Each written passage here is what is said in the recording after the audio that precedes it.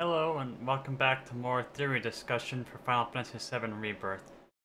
I want to do another video because I wouldn't be a YouTuber if I didn't make a video reacting to myself reacting to a video reacting to a video, right? So anyway, my long explanation in my last video was, well, long. And well, I feel like now that I've organized my thoughts more, I do another video just basically giving you the TLDR. So, here we go. I think the core principles of my theory comes down to the understanding of the Final Fantasy VII multiverse. I think the best way to describe it is looking at Norse mythology. Norse mythology has one world tree called Yggdrasil, to which all other worlds rests upon. And I feel that the multiverse in Final Fantasy VII Rebirth has the most parallel to this because it's one life stream from one planet spawning multiple worlds from that single life stream. You can basically look at it as the planet is the tree and the life stream are its branches growing and spawning an infinite number of other branches and that are carrying these worlds. Like, that is basically the concept of the multiverse in this game, as Sephiroth basically describes in the scene upcoming here when Cloud's tossed in, and Sephiroth shows him the truth of the multiverse. He says, all worlds belong to the planet and the life stream, the single life stream. And that's the core foundation of all the other theories that I'm about to discuss. And did discuss in my previous video. But, you know, I'm organizing this better now that I've had a chance to process it and get into that. Now that we've discussed the core foundation, they're going to go into what I think is the plot and what's going on. I'm a firm believer that the OG Sephiroth is behind basically the events that are unfolding now. The OG Sephiroth and the OG Aerith fighting him. And during the course of Rebirth, the Aeriths have come to realize that the only way to face this unified Sephiroth is to become unified herself, and that is why she has accepted death in all universes. That to become one with her other selves, she must die, because the only way you can become one is to return to the single life stream, basically the tree of Yggdrasil that connects all worlds, where everything comes together again.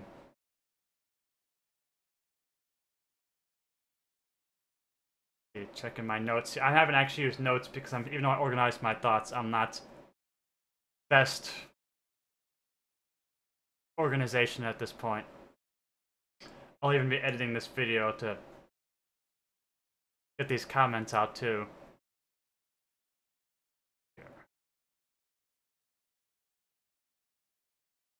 Now, what we learned in Remake, and I believe this is true too, is that prior to the end of Remake, the tree or the life stream and its branches all followed a set course. You know, it grew multiple branches, but every world followed the same plot. They all had the same leaves, all the branches looked the same. It was basically perfectly symmetrical, perfectly organized tree where every universe that the life stream spawned followed a set course of destiny. But the thing is, each of these universes, when people die, they return back to this life stream, and again, they're, you know, we know Sephiroth dies in all worlds, that his fate was the same. He dies. Cloud kills him in the reactor. He goes to the life stream, and then that's when, even in the OG, from the life stream, controlling his puppets that Hojo created, and through Genova, he basically did his entire war from the life stream, right up until the Northern Crater, when he gets the Black Materia. All that was orchestrated from the life stream and from his infinite knowledge of the universe from the life stream. And when you have these multiple worlds compounded on top of it, Sephiroth keeps losing. Again and again and again, he's losing. And each time he loses, he's getting more collective knowledge because these additional Sephiroths that have died and returned to the life stream are all unifying.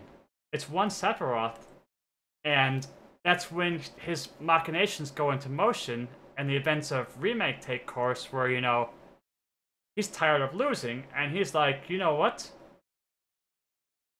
You all need, it's time to defy fate. Cloud, you know, join me. Let's defy fate together. You know, I'm tired of losing. And he literally debates the Beagle Universe team. It's time to make a stand against fate. You know, it's time to change our destiny. And, you know, at first, Aerith resists this because, you know, and she don't understand why, because Beagle Universe at the time, you know, this is a living Aerith that has not connected with her lifestream counterpoints yet, even as a Cetra, who should have more knowledge of the lifestream. She's not a well-trained Cetra. So she has inclinations that something's not right about Sephiroth baiting you into fighting fate. And she stops you at first. She's like, no, no, this is bad. And then she changes her mind. She's like, wait, maybe we should do this. So, like, she's at conflict because I think part of her also knows that if we don't fight fate, eventually Sephiroth is going to defeat it on his own. So it might as well be on our own terms. So I think at that point, at the end of Remake, she's like, let's go for it. We need to beat fate because you know what? You know what? We have to fight back. Even if this is what Sephiroth wants right now, we also have to do this because we need to fight fate too. We need to change things as well. And that's when the true war of Rebirth begins, you know. OG Sephiroth gets what he wants, and fate is defeated, and he in turn hijacks the wisps. They become his, you know. The black wisps evolve into his new twisted wisps. But what I don't think he counted on was someone else jumped in on this, and that was the OG Aerith, who was also in the life stream. Well, not just OG Aerith, but probably any Aerith who's died at this point and become unified in the life stream. And so too were born the White Wisps, and her resistance to his machinations, with machinations of her own. And that's a big key to my theory that this war that's brewing is basically between the OGs and anyone who's unified with them. It's a war that's been brewing for ages now, because who knows how many realities there have been at this point. How many times has Sephiroth died? How many times has Aerith died? How many worlds are there? We don't know that. We know of 5 at this point, at least. But who knows how many worlds there have been before we defied destiny and created new paths and started this new war, where now anything is possible. But that's also very scary, because with anything that being possible, now it's all chaos is breaking loose, and many paths are happening, and so much divergence, and Sephiroth has a head start because he's pretty much dead in every universe. Every Sephiroth is dead, and when we fight him in the final battle, there's only one Sephiroth, one unified Sephiroth. And Aerith is playing catch-up because, you know, she's fragmented and she's still getting her shit together and having to unify to fight him, and that's why she's accepted her destiny of having to die in every universe to fight back.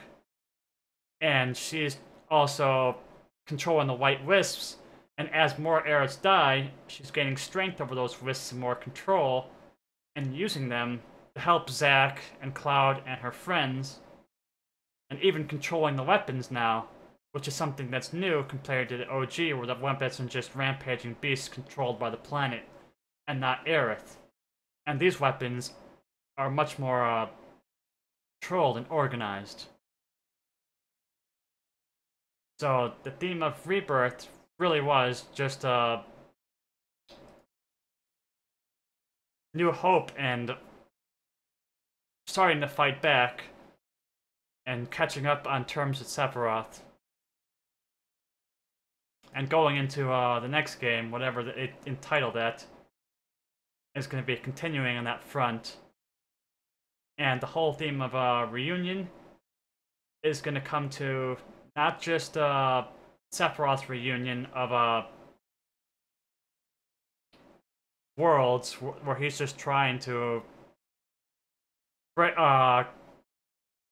basically he's trying to kill off all the branches of the tree so that he can infect it with Genova and become a new tree. I'm going to say tree a lot because I'd still say the best parallel of understanding from our own mythology is Norse. And that's why I'm going to refer to Lifestream and Planet as sort of a tree here and there. I'll use them interchangeably. But its second meaning is going to be Aerith's reunion. The reunion of herselves fight against him in this whole battle.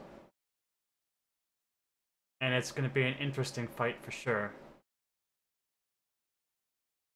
And I hope me reorganizing this and discussing it a little better was helpful in understanding my last video, which is kind of all over the place, and my theories.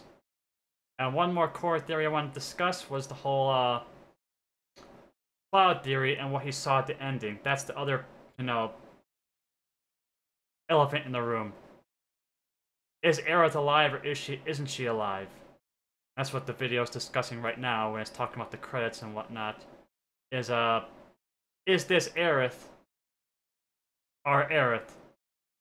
And I think the answer there is mixed. I'm a firm believer that we're going to see both the spiritual dead Aerith, and I believe she will be very much dead, and we're also going to see Cloud struggling with copium and his own memories while being manipulated by Genova, appearing to him as Aerith as well. It's going to be a combination of Genovith and spiritual unified Aerith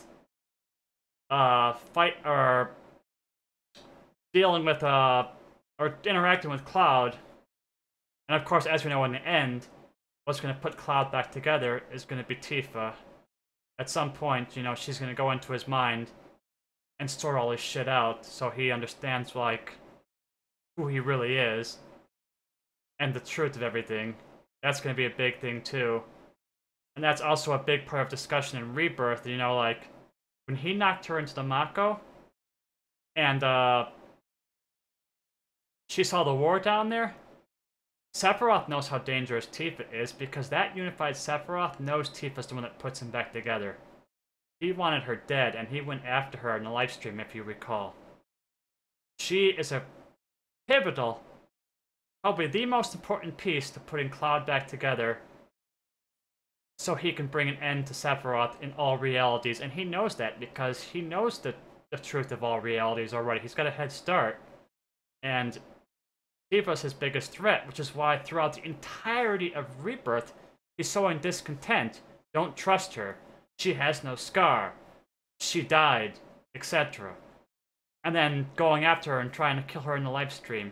Again, Tifa is his biggest threat besides Aerith. And that's something that's easy to overlook if you don't look at his way of dealing with it, his subtleties, more closely. And also, you haven't played the OG, you don't realize how important her role is in putting them back together, but that's coming in Part 3 as well. So, Tifa's the key in Part 3, and so is Aerith too, Both of our girls are always the key. And that's the other thing I want to discuss there too, is yeah, it's gonna be a fun journey in part 3. And I wanted to make this TLDR video, you know, organizing it better. I even made these clip notes, and what's funny is I didn't even follow them. These notes, I didn't even follow them. You probably can't even read them very well, but yeah. I thought if I typed it all up and organized it, I can discuss it better. And I still went in a tangent anyway, but hopefully it's a better tangent than last time. And I hope you all enjoyed the ride and are enjoying the ride with me. And I'm going to keep watching other people's theories and formulating my own. I haven't actually watched too many theories yet because I don't want them to inform mine. I've watched maybe a couple people, but there's a few I haven't watched because I'm dead set in mine, and I don't think anyone's going to change my mind at this point. But we'll see in 3 or 4 years who's right in the end. And I hope people come back to these videos in 3 years and be like, wow, you were so fucking wrong, or wow, you were dead on. And I'm going to be happy with either comment and ready to discuss it when that time comes. But yeah, that's about all I have for this video. I didn't want this video to be long again because it defeats the whole purpose of doing a TLDR. I'm leaving this screen on the screen for like just a few more seconds in case you want to actually read what I was originally going to discuss before I went on a tangent.